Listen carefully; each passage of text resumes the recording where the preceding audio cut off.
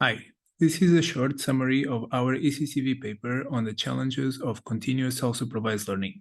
This work was done in collaboration between Senthil Purushwalkam, me, Pedro Morgado, and Abhinav Gupta.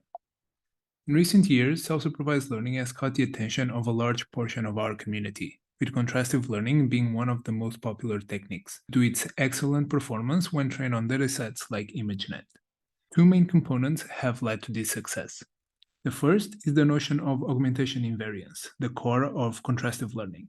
The second, which we look deeper in this work, is the use of static and curated datasets like ImageNet used to train contrastive methods for hundreds of epochs. The question arises, have we achieved the goals of self-supervised learning? Are we ready to reap the benefits of training without human annotations and scale contrastive learning methods to web-sized data?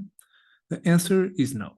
This is because current approaches have been developed on ImageNet alone, and as a result, they rely heavily on this curated training distribution for optimal results.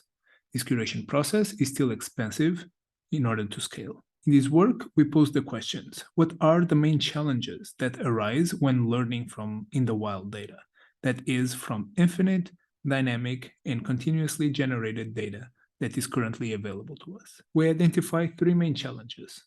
The first is the availability of infinite data, which cannot be stored locally, at least in its entirety.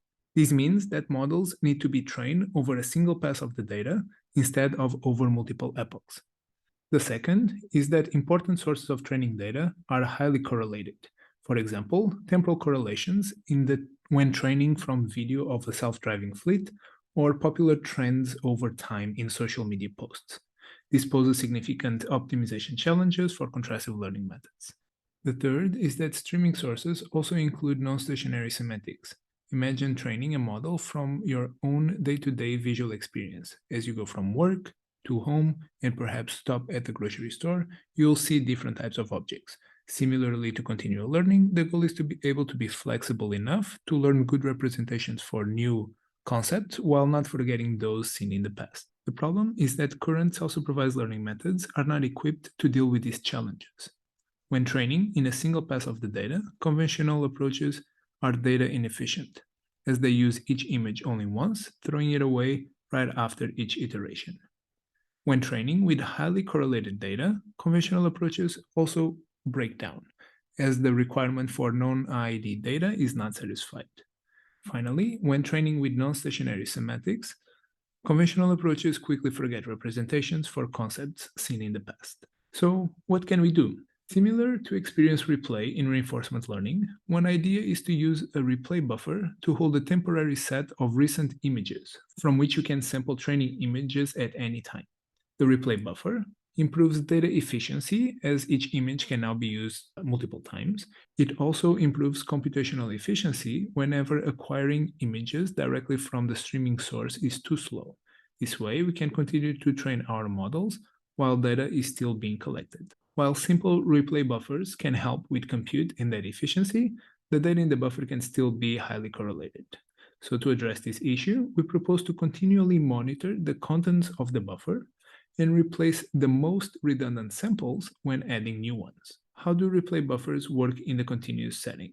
First, we observe that when training in a single pass of the data, adding a simple replay buffer and allowing each image to be sampled multiple times is sufficient to recover the performance that is lost by not being able to train over multiple epochs. When trained from correlated data sources, for example, training from video data, adding the replay buffer already helps decorrelating the source, and in turn, it helps learning better representations.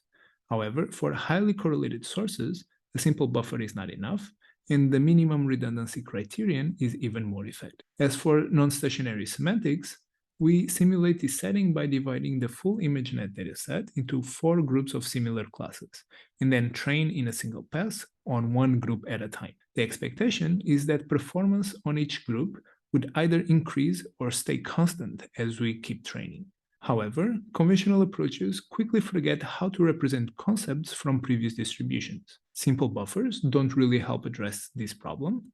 However, by maintaining the unique samples from prior distributions in the replay buffer, minimum redundancy buffers display the least amount of forgetting. Code and pre-trained models are available on GitHub. Thank you for watching.